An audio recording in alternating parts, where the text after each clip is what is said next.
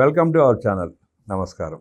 కాంగ్రెస్ నుండి విడిపోయిన పార్టీలు తిరిగి వచ్చి రాహుల్ గాంధీ నాయకత్వాన్ని బలపరచాలి, ఒప్పుకోవాలంటూ రాజస్థాన్ మాజీ ముఖ్యమంత్రి అశోక్ గెహ్లాట్ వ్యాఖ్యానించారు. ఇదే సందర్భంలో జగన్మోహన్ రెడ్డి మన ప్రెస్ మీట్లో మాట్లాడుతూ ఒక విలేకరు అడిగిన ప్రశ్నకి కేంద్ర ప్రభుత్వం గురించి నేను మాట్లాడను అంటూ రాష్ట్రంలో ఉన్న ఎన్డీఏ ప్రభుత్వం గురించి విమర్శలు చేశాడు. అశోక్ గెహ్లాట్ వ్యాఖ్యలకి జగన్మోహన్ రెడ్డి ప్రెస్ మీట్కి సంబంధం ఉందా?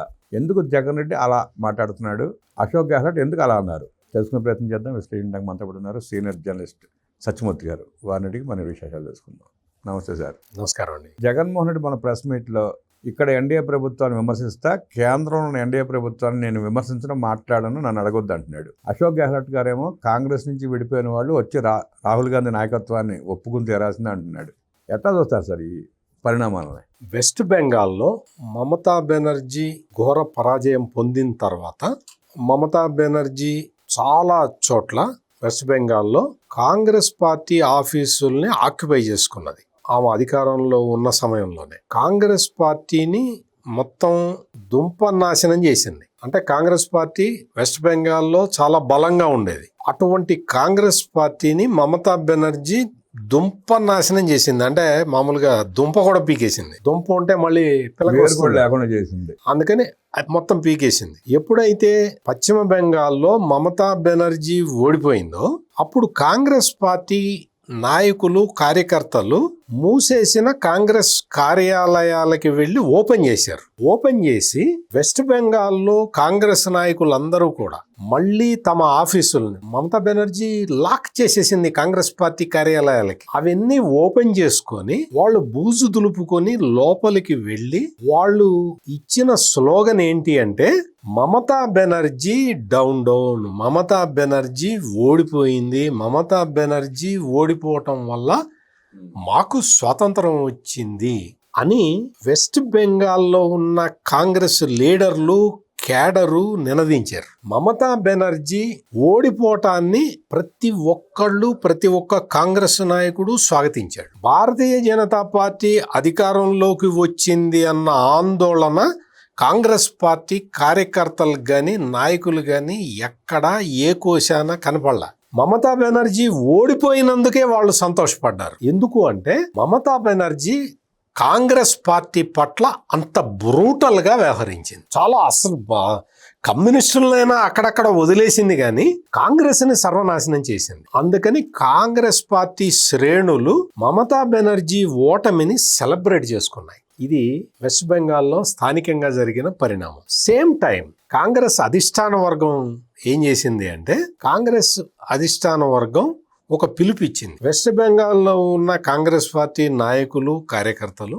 మమతా బెనర్జీకి వ్యతిరేకంగా మాట్లాడవద్దు, మమతా బెనర్జీ ఓడిపోయినందుకు మీరు సెలబ్రేషన్స్ చేసుకోవద్దు అని కాంగ్రెస్ అధిష్టాన వర్గం ఒక సందేశాన్ని ఇచ్చింది. కాంగ్రెస్ పార్టీ, కేంద్రంలో ఉన్న కాంగ్రెస్ పార్టీ ఒక రకంగా చెప్పటం, రాష్ట్రంలో ఉన్న కాంగ్రెస్ పార్టీ మనోభిష్టానికి వ్యతిరేకంగా చెప్పటం, ఇది చాలా స్పష్టంగా కనిపించింది.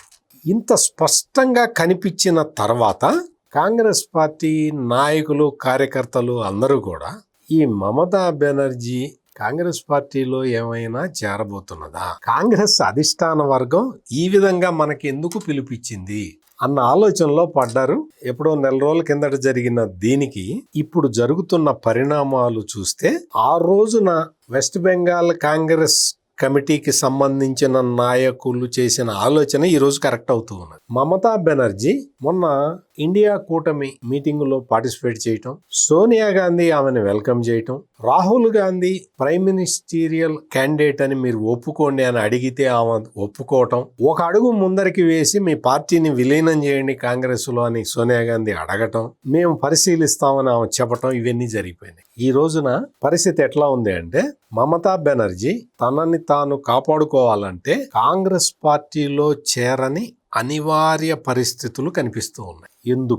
ఎందుకు అంటే Mamata Banerjee single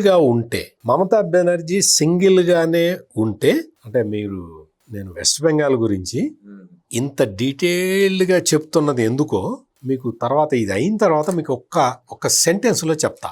Mamata Banerjee single out అయిపోయి ఉన్న పరిస్థితుల్లో కాంగ్రెస్ స్థానికంగా ఉన్న కాంగ్రెస్ నాయకులు మమతా బెనర్జీ అంటే విముఖత ఉన్న నేపథ్యంలో మమతా బెనర్జీని రక్షించే నాథుడు ఎవడూ కనపడని సందర్భంలో మమతా బెనర్జీకి రాహుల్ గాంధీ ఒక్కడే తనని కాపాడగలిగిన దేవుడు అన్న భావనలోకి మమతా బెనర్జీ ఈ రోజు వచ్చి ఉన్నది. పార్లమెంటరీ పార్టీ చీలిపోవటం, వాళ్ళందరూ వెళ్ళి బీజేపీతో కలవటం, ఇటువంటి డెవలప్మెంట్స్ అన్ని తన మేనల్లుడు అటు వెళ్తూ ఉంటే మీద పడి కొట్టారు పబ్లిక్. బీజేపీ వాళ్ళు కాదు, పబ్లిక్ కొట్టారు. అంటే ఇంత దారుణమైన పరిస్థితులు ఉన్న వెస్ట్ బెంగాల్లో మళ్ళీ తను కూడగట్టుకోవటం, మళ్ళీ అధికారంలోకి రావటం అనేది కుదిరే పని కాదు అని చాలా స్పష్టంగా మమతా బెనర్జీకి అర్థమైపోయి అన్యథా శరణం నాస్తి త్వమేవ శరణం మమ అంటూ వెళ్ళి రాహుల్ గాంధీ కాళ్ల మీద పడాల్సిన పరిస్థితి వచ్చింది. విమర్శించిన వాళ్ళ కాళ్ళ మీద పడాల్సి వచ్చింది. కానీ సరే ఇక్కడ బెంగాల్లో కాంగ్రెస్ నాయకులని కార్యకర్తలను చాలా హింసించింది, దుర్మార్గంగా ప్రవర్తించింది. ఆవిడ ఆఫీసులు క్లోజ్ చేయించింది కదా. వాళ్ళందరూ వాళ్ళు సహకరిస్తారా రాహుల్ గాంధీ? అదే చెప్తున్నా. అదే అంటే నేను అంత డీటెయిల్డ్ గా వెస్ట్ బెంగాల్ లోకల్ పరిస్థితి ఎందుకు చెప్పానో మీకు చెప్తాను. అట్లా ఉన్నది కదా.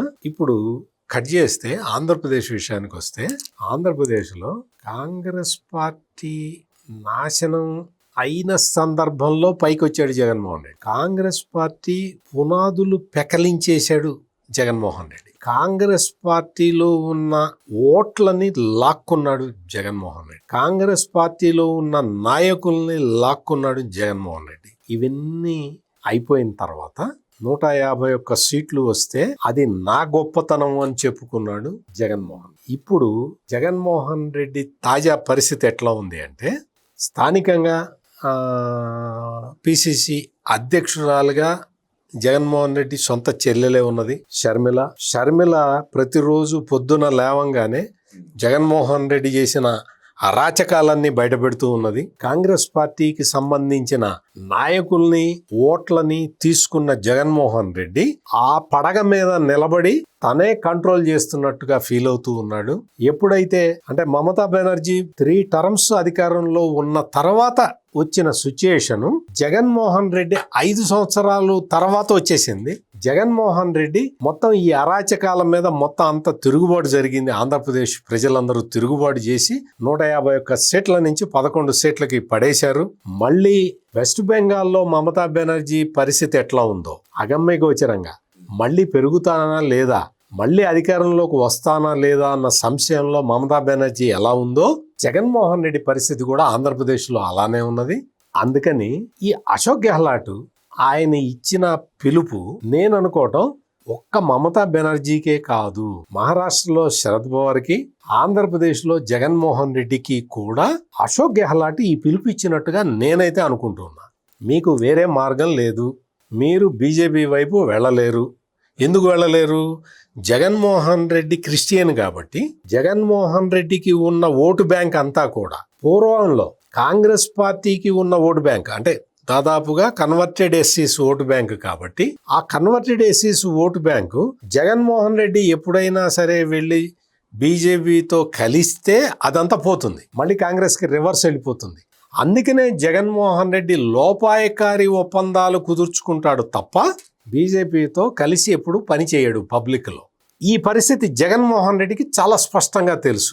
ఇప్పుడు లేటెస్ట్ సిచ్యుయేషన్లో ఏంటి అంటే కాంగ్రెస్ పార్టీ వైపు వెళ్ళక తప్పని పరిస్థితి మమతా బెనర్జీకి, శరద్ పవార్కి, జగన్మోహన్ రెడ్డికి ఉన్నది. స్టాలిన్కి లేదా అనొచ్చు, స్టాలిన్కి ఇంకా టైం ఉంది. అదే ప్రశ్న వేద్దాం అనుకున్నా మరి. స్టాలిన్కి ఇంకా కొంచెం టైం ఉంది.